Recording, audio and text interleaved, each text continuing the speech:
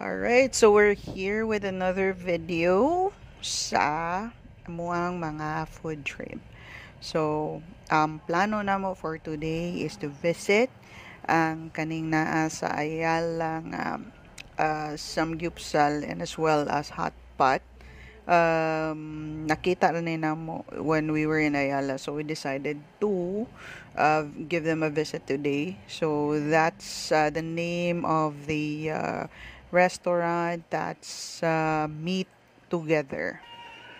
So pagsuroy na mo din of course na may event ni ang Ayala at Sonata. I think it's more in the music. Dagantog tao pag adto na mo dito. Actually pag after na mo lunch. So here's their restaurant. And then naasad ni ang ilahang menu, which we will also be getting here. It is, so it's 578 kung weekday, 678 kung just regular days. And then nasad sila only beer, which is plus 100. And then unli na. So sa mga hilig kay beer, diha sulit na kayo na siya. Mahal na biya kayo ang beer. And there's serving that pilsen bottles. That's per bottle. So, unli na siya. So, kani siyang iyang selection and then kana ilahang premium meats mo na siya ang katong murag naa sa likod ni gibutang sa ilahang display area. So, kani automated nga slicing machine nila. They have a lot of meat, veggies that you could choose from. Also, for their hot pots, kani siyang ilahang lain-lain na mga sauce. You could also use this for their grill as well nga kanang sauce. So kung sa hot pot nga sabaw, if you're not really into the flavors nila or plain ra kayo, you could add up some sauce para at least makuan ra sa timpla nimo. And then they also do have unlimited sad ice cream. It's part of their unli meal nya maka-choose kag toppings. So kani siyang gipili namo with mom sa akong partner is kaning sinigang and the other half is katong mala siguro to term nila, pero ang mala is typical na Chinese na soup, but it's just like bland nga butangan lang of 5 spice nga kanang flavor. So at first we grilled kaning belly nga salmon and then mahi-mahi nga fish and then a little bit of squid.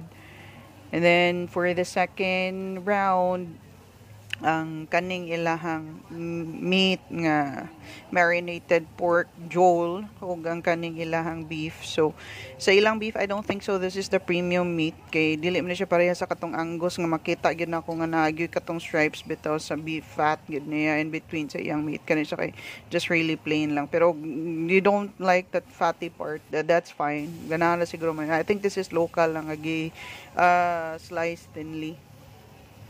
Then, once na mag-grill mo, this is also probably a suggestion for them na not to use this part of hot plate. Kay, once you grill it, if there will be an oil, excess oil, dili man gud siya ka-drain. Mas ganahan ko atong mag-grill ka, mga ma-drain gyud ang oil niya.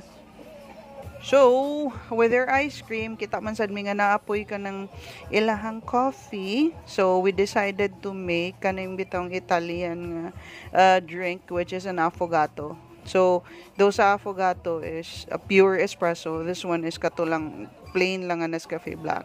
So, sa ilang ice cream pod, if you wanted to have like an affogato, it needs to be like 1 scoop ice cream and then katulang, at least gamay lang sa ilahang katong black coffee without sugar. So, ang mag-sugar or patamis na niya is ang kaninang ice cream. So, though it's not kanang pareha gyud ka is piso sa espresso pero kanang it's worth it, at least unli gihapon siya o ganahan gyud mo na niya if you're really into it. So kana siya, pero mas lami gito siyang espresso gyud ang imong gamiton for the affogato. Pero anyways, appeal naman ni siya, so that's what we used for the meantime. So coffee and then kana siyang ice cream. So vanilla yun na siya when it comes to affogato. So that's it. And then we also had their ice cream pod nga with the toppings. So ako yung gisuwayan ng vanilla and then ang ilang chocolate and then gitapingan ako to ilang crunchy nga Ovaltine with marshmallows, graham, crackers nga crushed. Oh. It's the magnolia nga karang it's the magnolia nga ice cream. So that's it for Meet Together sa Tongyang's. They nipod ni sila nga group. They're part of Tongyang's group. It's actually the same, the one on Seaside. So like, follow, subscribe, and then see you on the next trip.